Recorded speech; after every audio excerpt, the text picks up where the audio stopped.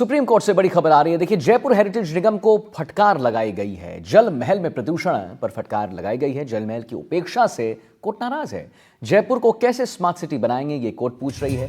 जल महल की अनदेखी से स्मार्ट कैसे होगा शहर, ये सुप्रीम कोर्ट जो है पूछ रही है। प्रदूषण रोकने के उपायों पर रिपोर्ट तलब किया गया है। झील के आसपास वेंडिंग बाजार ना हो, ये सुप्रीम कोर्ट कह रही है। तो एंटी पोल्यूशन को लेकर कहीं ना कहीं देखिए सुप्रीम कोर्ट ने फटकार लगाई है और जल महल में प्रदूषण पर फटकार लगा है। जल महल की उपेक्षा से कोर्ट नाराज है। जयपुर को कैसे स्मार्ट सिटी बनाएंगे अगर प्रदूषण लेवल जो है इतना ज्यादा रहेगा, ये कोर्ट कह रही है। जल महल की अनदेखी से स्मार्ट सिटी कैसे होगा शहर, ये सुप्रीम कोर्ट का कहना है।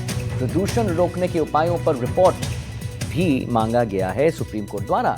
झील के आसपास वेंडिंग का काम बाजार जितने होते हैं वो ना हो, ये सुप्रीम कोर्ट का कहना है।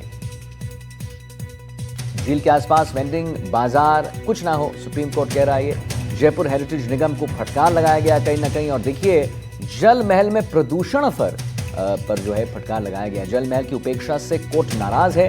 और इसी के साथ हम आपको ये भी बता दें कि जयपुर को कैसे स्मार्ट सिटी बनाया जाएगा अगर प्रदूषण लेवल इतना ज्यादा हो, ये कोर्ट कह रही है। जल महल की अनदेखी से स्मार्ट कैसे होगा शहर, सुप्रीम कोर्ट का कहना है। इसी के साथ सुप्रीम कोर्ट का यह भी कहना है कि झील के आसपास वेंडिंग के जो काम होते हैं, बाजार जो लगते हैं, उन सबको बंद कर दिया जाए। और इतना ही नहीं, एक रिपोर्ट भी मांगा गया है सुप्रीम कोर्ट द्वारा कि आप रिपोर्ट के द्वारा बताइए कि कैसे इसे कम करेंगे, आपका प्लान ऑफ एक्शन क्या होने वाला है, आप कैसे एक सिलसिलेवार ढंग से आगे बढ़ेंगे, step by step plan of action क्या होगा आपका।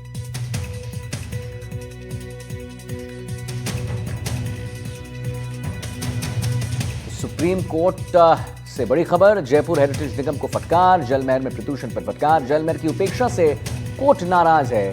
जयपुर को आखिर कैसे बनाएंगे हम स्मार्ट सिटी अगर प्रदूषण का यही स्तर रहा तो, ये कोर्ट पूछ रही है। जल महल की अनदेखी से स्मार्ट कैसे होगा शहर, प्रदूषण रोकने के उपायों पर रिपोर्ट तलब। झील के आसपास वेंडिंग बाजार ना हो, ये सुप्रीम कोर्ट का निर्देश आ चुका है। बाल वीरेंद्र हमारे साथ जुड़ रहे हैं इसी खबर पर और जानकारी दे रहे हैं। तो वीरेंद्र, एक बात बताइए, जल महल की अनदेखी से स्मार्ट कैसे होगा शहर, सुप्रीम कोर्ट का पहला सवाल। प्रदूषण रोकने के उपायों पर रिपोर्ट दूसरा, और झील के आसपास वेंडिंग बाजार ना हो, ये तीन मेन पॉइंटर्स हैं वीरेंद्र।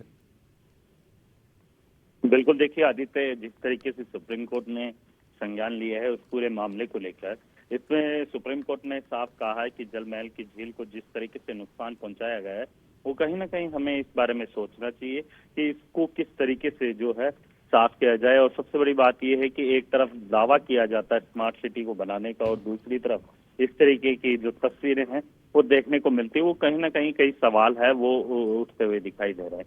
इसके साथ ही आपको बता दें कि न्यायमूर्ति जो अभय एस ओका और न्यायमूर्ति उज्ज्वल भुवन की बेंच ने ये नगर निगम को जो है हेरिटेज को है झील को लेकर जो है प्रदूषण को रोकने के लिए यहाँ पर जो है पूरा ये जो फटकार लगाई है। और इसके साथ ही आपको बता दें कि इसके जीर्णोद्धार और संरक्षण के लिए जो लंबे समय के लिए जो कह सकते हैं कि इसको किस तरीके से संजो के रखा जाए धरोहर को, इन तमाम चीजों को लेके जो है सुप्रीम कोर्ट ने जो है रिपोर्ट मांगी है। और साथ ही जो नॉन वेंडिंग यानी किसी जल महल झील के आसपास किसी भी प्रकार की वेंडिंग या फिर बाजार की गतिविधि की अनुमति नहीं दी जाए, इस तरीके की बात है वो सुप्रीम कोर्ट ने कही है। और राष्ट्रीय हरित अधिकरण के 2023 के आदेश को चुनौती दी गई थी, जिसमें नगर निगम को झील के पास रात्रि बाजार या अन्य गतिविधियों को अनुमति देने से पहले पर्यावरण की मंजूरी लेने की आवश्यकता थी। और उसी को लेकर जो है सुप्रीम कोर्ट ने जो है हेरिटेज नगर निगम को फटकार लगाई है।